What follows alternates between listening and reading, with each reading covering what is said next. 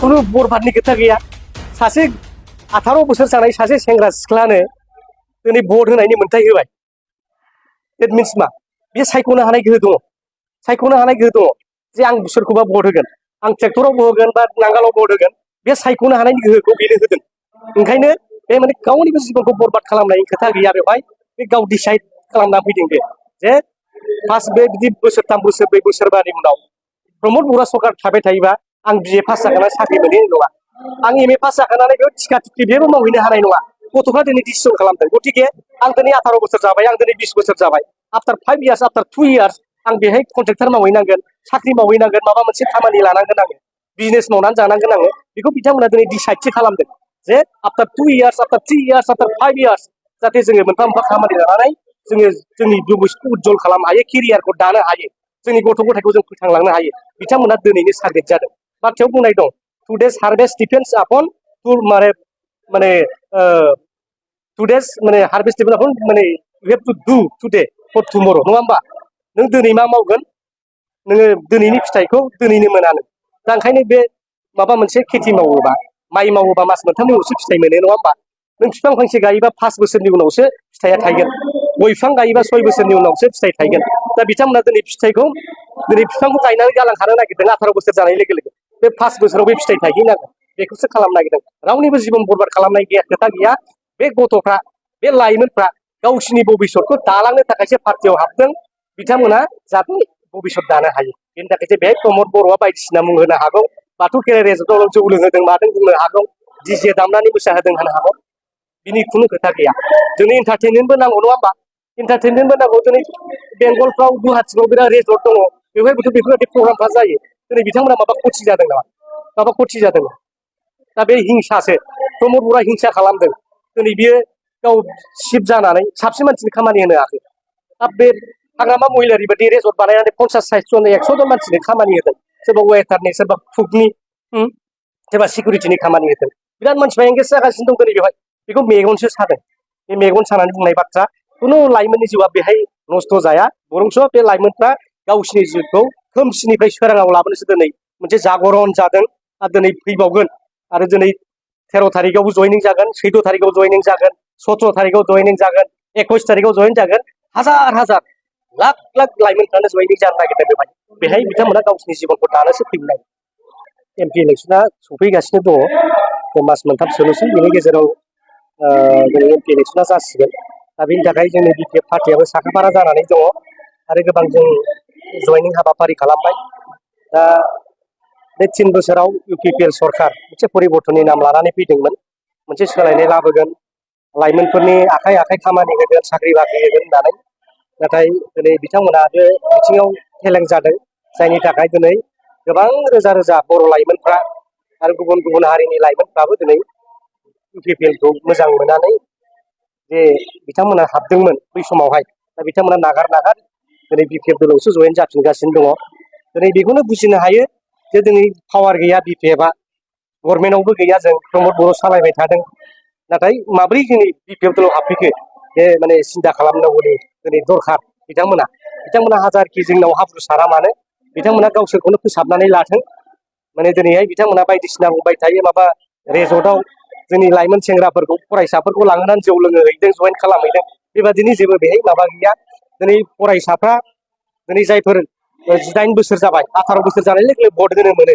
बिसोरो सायख'नो हानायनि गोहो थाबाय ओंखायनो एडाल्ट फ्रान्सिस हिसाबै बिसोरनो भट होनानै गावसिनि बिजाथिखौ सायख'नो हानाय गोहोखौ होदों दिनै भारत सरकारा संबिधाननि गेजेरजों दा बिथांमोना गावसिनि दैदेनगिरिखौ सायख'नो हायो दा बिथांमोना दिनै सायख'दों फरायसाफ्रा दिनै सायख'दों लाइमोनफ्रा सायख'दों जे दिनैहाय प्रमद बर'जों जाला बिथाङा खालि खुगायावल'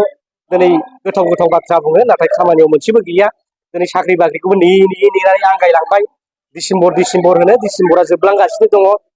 दिनैहाय अक्ट'बर होनो अक्ट'बराबो जोबलांगासिनो दङ जुन मास होनो मालाबा जुलाइ मास होनो बेबो जोबलांगासिनो दङ बेनिफ्राय बुजिनो हायो जे प्रमद बर'आ साख्रि होनो हाया बिटिसिआव साख्रि होनो हानाय गोहोआ गैला 16टा डिपार्टमेन्टल' नङा गासिबो डिपार्टमेन्टआ थांबाय दिनै रोखा फोरमान जादों आरो दिनै बिथांमोनहा गामि सोसननानै बिराद गावसोरखौ माने जाहिर खालामबाय थादों बिराद गिदिर खामानि मावदों खिन्थु दिनै बे सनितपुर बिश्वनाथ जिल्लायाव 41टा बर' गामि सोदेरदों होनदों दा बे दब्लायसे हा सोखो खय बिगा हा सोखो बिनि दिनैबो जेबो उल्लेख गैया खिन्थु बिटिसि एकर्डनि गेजेरजों 9000 स्कुवेर किल'मिटार बेजों हा लानानै मोनसे एरिया जादोंमोन नाथाय एक्सटेनसनाव खय बिगा हाखो बेखौ दा बे बिथांमोना क्लियार खालामनो हाया दा बेनि थाखाय गामि सोसनदों मादों रंजानांगौ बाथ्रा गैया दिपेन बर' बिथाङा दाख्लै बुंदों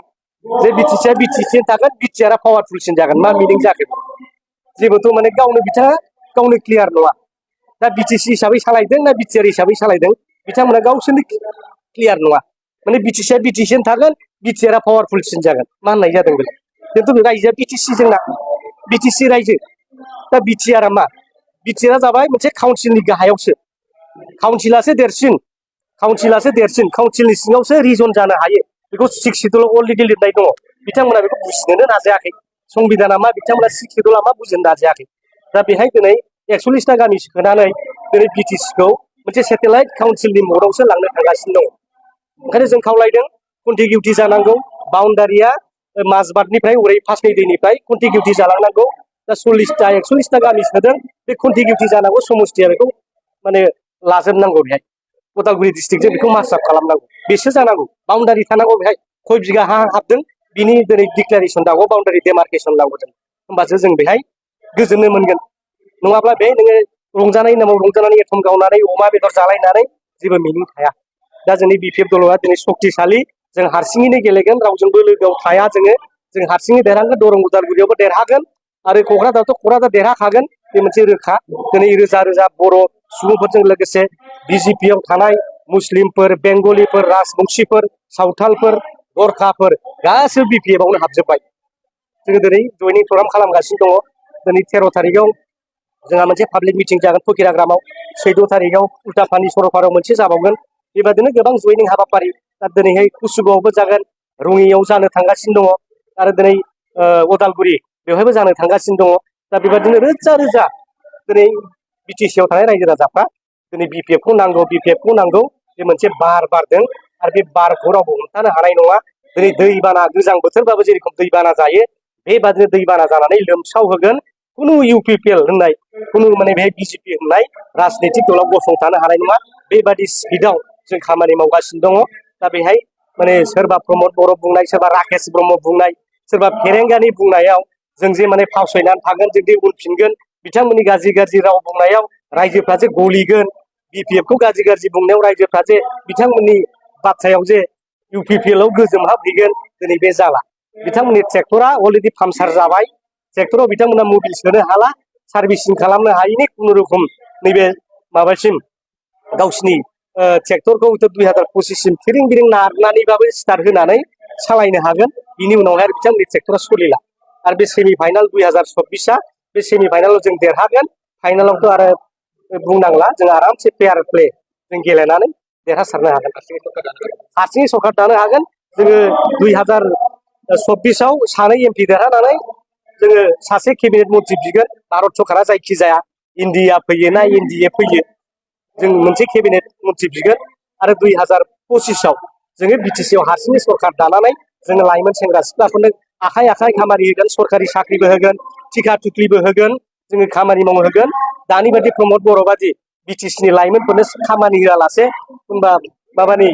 बेंगलनिफ्राय लाबोनानै बङाइगाव बरपेटा नगाव मरिगाव गुवाहाटीनिफ्राय तिनसुकियानिफ्राय डिब्रुगड़निफ्राय थिकादार लाबोनानै जों मावोबा जोंनि फैसाया बिटिसिआवनो सार्कुलेसन जाबाय थानांगौ थिकादारा क'क्राझारनिफ्राय ड्रेस बायगोन क'क्राझारावनो बाला अन्थाइ बायगोन क'क्राझारावनो रड सिमेन्ट बायगोन बेबादिनो जोंनि फैसाया बिटिसिनि मोनब्रै जिल्ला बा मोनबा जिल्लायावनो जाहाथे सार्कुलेसन जायो बयबो थाइसे थाइनै आरजिनो हायो बयबो जाय जेखौ रोंगौ बेखौ मावनानै मोनजानो हायो बिनि बेबस्थाखौ जों खालामो